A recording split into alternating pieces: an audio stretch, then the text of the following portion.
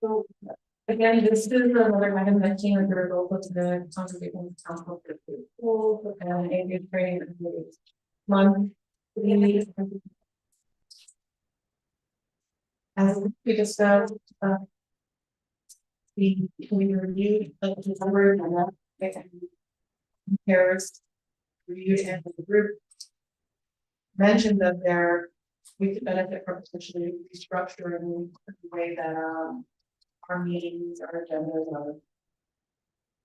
Right, to get to the our right now, to outcomes. You mentioned what other needs to other these facilitating briefings, video of some sort. There are other suggestions and ideas how to ensure that when the board meets, not only are we meeting our legal requirements, we're also spending the majority of our time on student.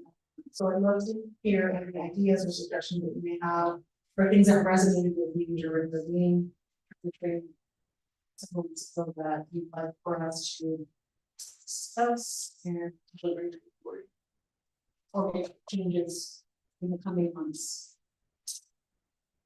So, my thought when we went through it is that we were hitting some points on the rubric, but not all of them, right? And so, I would like to start from where we were hitting those points. Start with our positive so we can build on that rather than focusing in on what we're not doing. Does that make sense? So in my mind, we were focusing on where our students were growing, specifically with assessments and ensuring that the students had the tools that they needed to continue to grow, right? And to me, that is something that as a board we should be sharing, right? And so I feel like if we start from there, we can create an agenda, because I know that we have our calendar of what we're supposed to be monitoring. And I don't think we should stop monitoring it. I just think our lens needs to change, not our actual work. So instead of looking at chronic absenteeism, maybe looking at where there isn't chronic absenteeism, and if there are, if it correlates with their MAPS testing, with their, and what are they doing, right? Does that make sense? That look like changing the template. Yes. Presentation template. I think so. I think so. Dr. Brenda Mitchell, am I on the wrong track, or do you think I'm on the? So what I hear you saying, Trustee Guzman, is what AJ and Ben referred to as outputs. So their inputs, outputs, and then our student outcomes. So the MAP growth would be an output, which is an interim measure to see if we're on the right track. So what I took away from the session was a lot of the things we're measuring are out. For example, AP enrollment is going to help us monitor if we have kids in AP to have successful AP exam passes, right? Mm-hmm. Same with dual enrollment. If we monitor how many kids are enrolled in semester 1, semester 2, then we can see how many students pass the dual enrollment course. So yes, I think we need to continue to measure those outputs, such as MAP growth. And the chronic absenteeism that you mentioned, again, could be an output, because if kids aren't in school, they're not going to do well on their MAP growth and that. But just looking at it and kind of changing our lens of how we look at it, instead of it being, how can we, because we always ask, how can we support our kids? How can we change the outlook on it? Instead of doing that, maybe change it to what is working, what we can do to support that. Does that make sense? And that resonates with me, trustee Guzman, when we have challenges, successes, and lessons learned. What I hear you saying is maybe focus on those successes where we are seeing it work, and how do we focus maybe replicate that. Right, exactly. Now you guys can push back. But that's just my thoughts. Thank you. I would not push back, I would, love what I heard, I would add for me what resonated, was being strategic with our time and energy. I did not realize that we were asking, the staff to report on so many things until we went through that exercise. And so, what resonated was make the briefing, maybe the video, right? I know I would love to be able to listen to it on my drive home or on my way to work, right, hear the briefing. But it would also be transparent for the public, right? So, Yeah. I think that increased transparency would add value to relationships. I'm not sure I know exactly how it would work, but I was very intrigued on the strategic use of time and energy. Thank you for sharing that. Can I ask a question? Just for clarity, I just want to make sure I understand what you're saying. I'm sorry. So you're talking about like our briefings on the agenda? Yes. I love that. That's what they share, that's what we shared in the Yeah, training, that's what I took away. That it would be more strategic use of the staff time to be able to focus on the outcomes and, the demand on our time for the amount of meetings that we participated could also be more strategic. For example, right now we currently receive briefings on briefings during the review or the superintendent chair, who's kind of read. This has been ongoing to do briefings on purchase awards and construction change orders. To your point, what order of these are given time and energy would be boundaries have been laid out in terms of expectations that I take it dollars of over a certain amounts. They're all pretty, maybe they're not, and we should be able to say, maybe these are not the items that we were briefed on, but these are briefed on. Because those are inputs, not outcomes that we focus on, not having this reasons that we.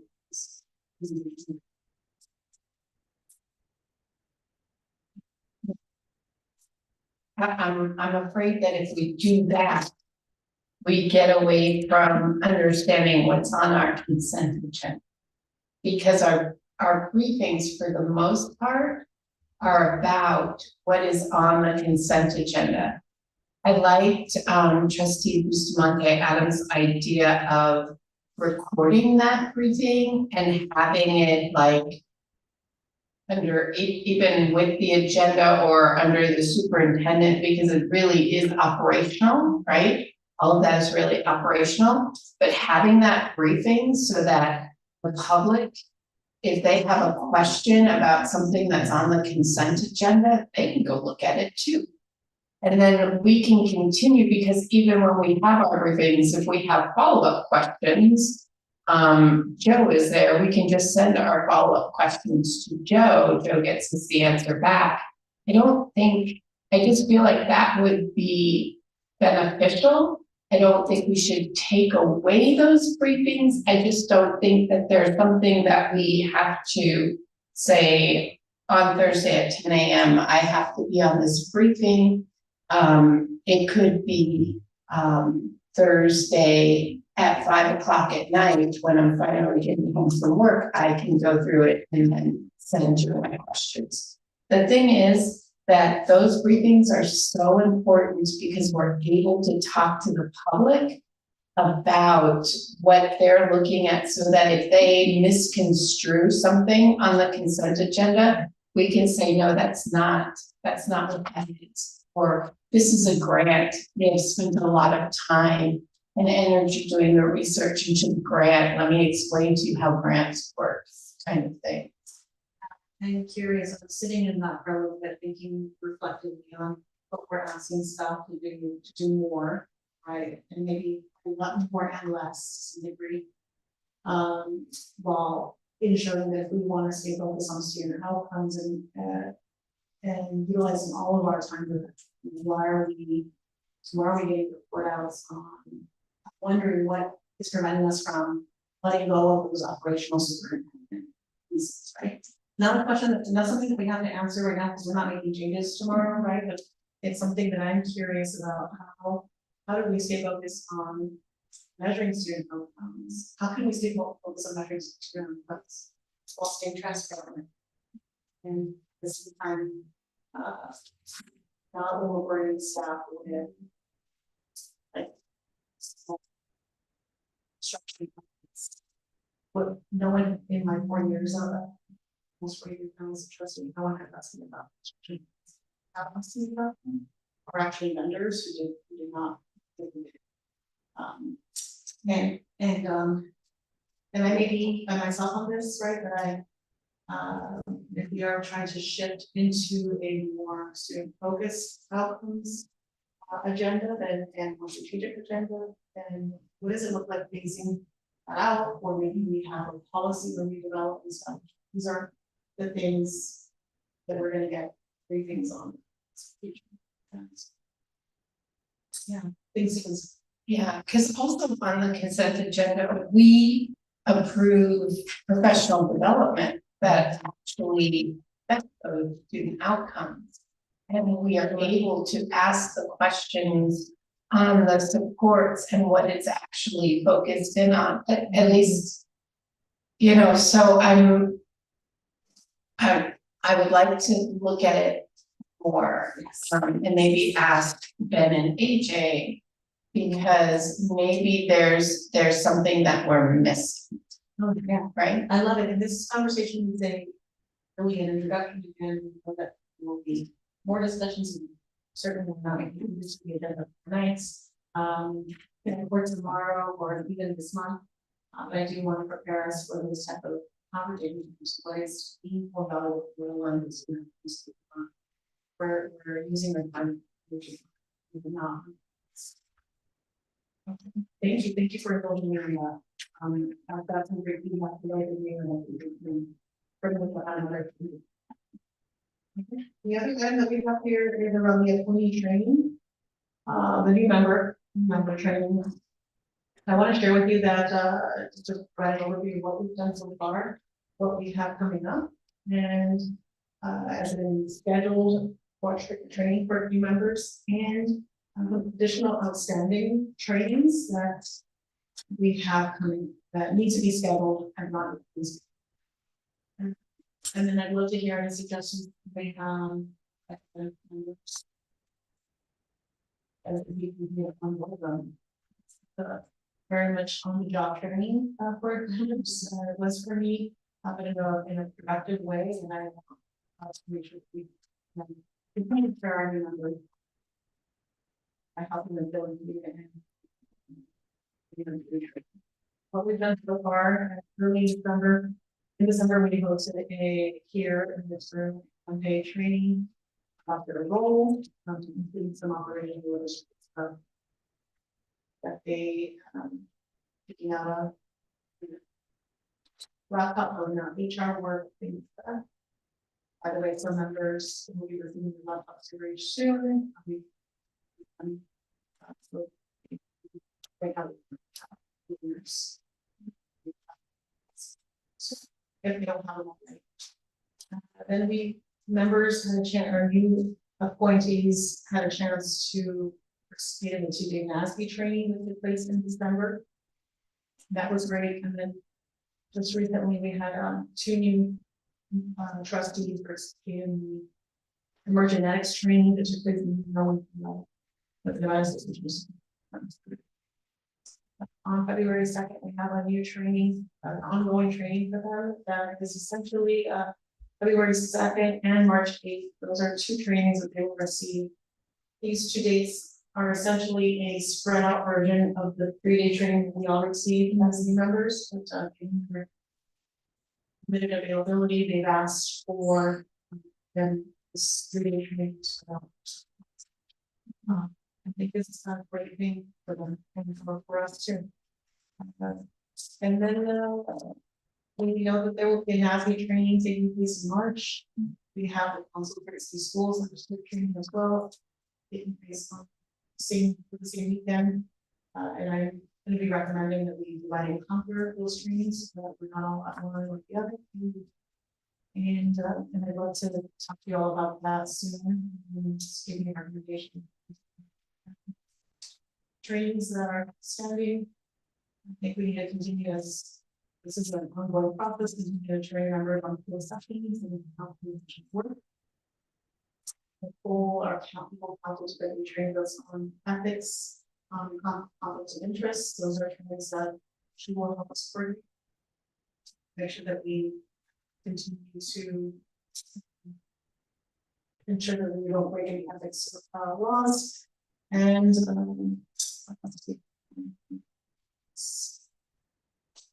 major ones. So you can see square. There should be a training some degree on graduation season. What to expect that process. So I'd love to hear what other trainings you think we conversations / trainings that you provide to members.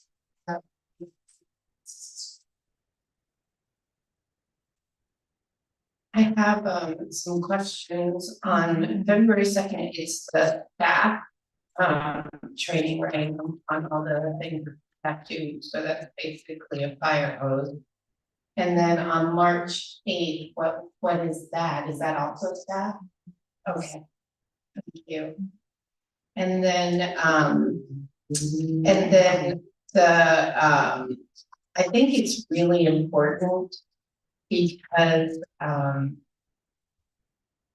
we use the Council of Great City Schools so much that they experience the council. And I know it's the Legislative Council in March. I just I feel that it would be good for them to hear the advocacy that the council does on our behalf. Sometimes it's hard to understand why we're a part of different things.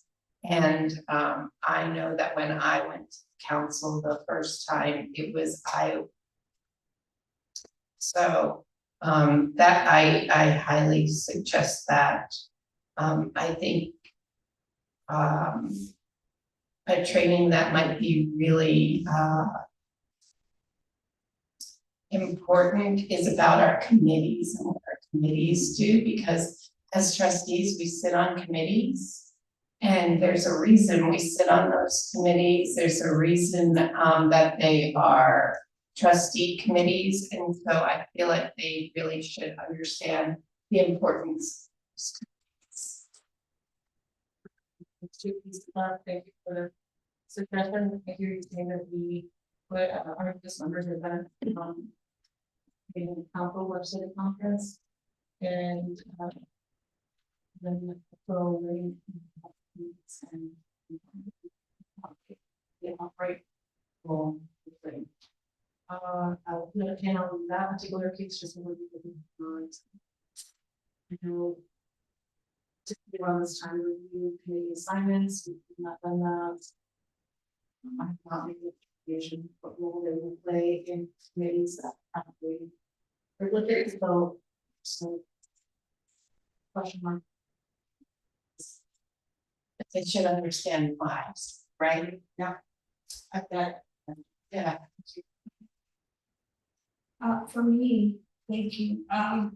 Thank you for the overview. For me, my thoughts are if our goal, right, as officers was about unity for the group, I would like to be able to receive feedback on, are the members feeling included? Is there anything else that we could do to, ensure your onboarding? I know that our onboarding was a little bumpy and we need to own that. But so we improve, and I can see an improvement when I was a new member for the first time last year, right? And so we're evolving, so I would love their feedback. I would love to know what additional training they'd like to receive. There's, I think sometimes we take it for granted because when you're in the rhythm, you assume that they know how the cadence of our processes. So I would say that, and just for, I know that NASB is having the same, as having a training simultaneously with the Great City School. I know that the March focus is on advocacy, the state level. And so, that's going to be the focus. I know that it would be beneficial for, to attend both, but that's not realistic, and I do believe in dividing and being strategic. Very good, we can definitely make sure that we have. Again, we can suggest and offer members that these are some training.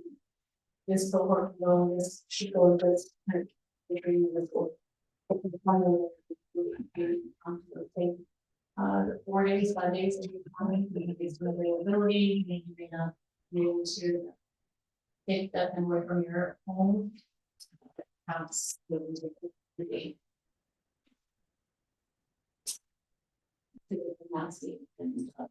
you know, for sure, I understand the council. I'm hoping that we can on the 14th.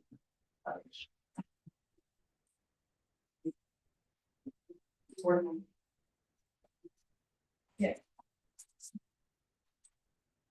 Any other thoughts? Thank you for the feedback in terms of seeking feedback from actual members. Maybe we can come up with a survey of some sort.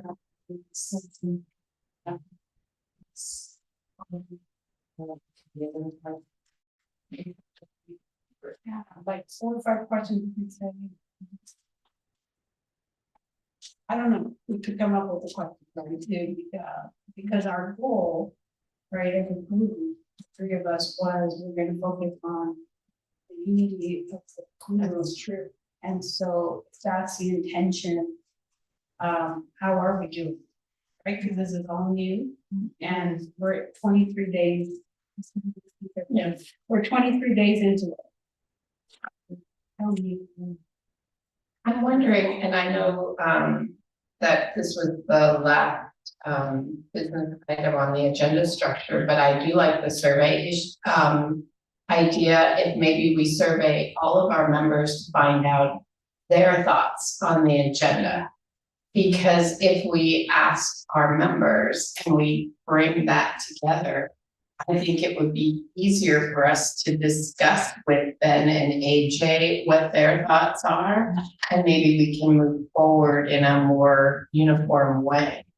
I mean, because we have access to Google Drive right on our trustee, so it wouldn't be like something that people couldn't ask to see the questions and things like that. We're not breaking any open meeting law or asking for feedback, right?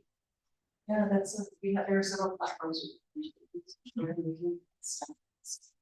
think was on at one point last year you had mentioned potentially these work for another district, there is a number of submitted questions regarding a particular item, right? Public document. Yes.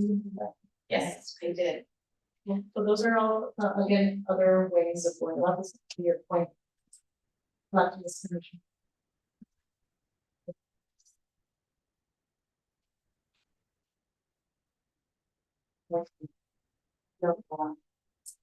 Would you benefit from hearing from our Well, let's start with our newest members.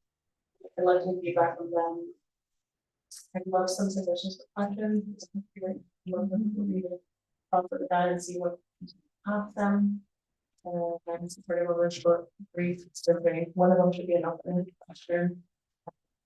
Training, like. It's been a really productive conversation, colleagues. I'm so grateful that we can have this and start to map out next school months look like. I will work with first initial. Go through so identifying dates that work for out of district as a vehicle. So the structure that's the what we can say here. This is better than what potentially present to you.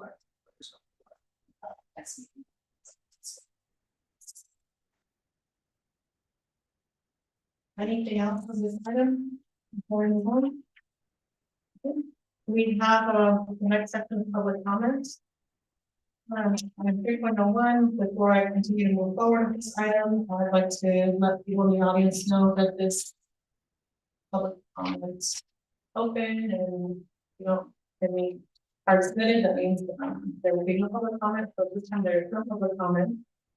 We're going to move on to item 4.01, that's the upcoming meeting of the board of trustees on Thursday, January 25th at 5 p.m. Yes, yeah, it's Thursday. At Northeast Career. All right, so I'm looking for a motion to adjourn. I move to adjourn. Thank you, Trustee Wisman. Thank you, Trustee Wisman to Adams. I'll do a motion to Adams. Please have to look. Aye. Passes 3-0. The time is 3:04. Thank you so much for your. Thank you.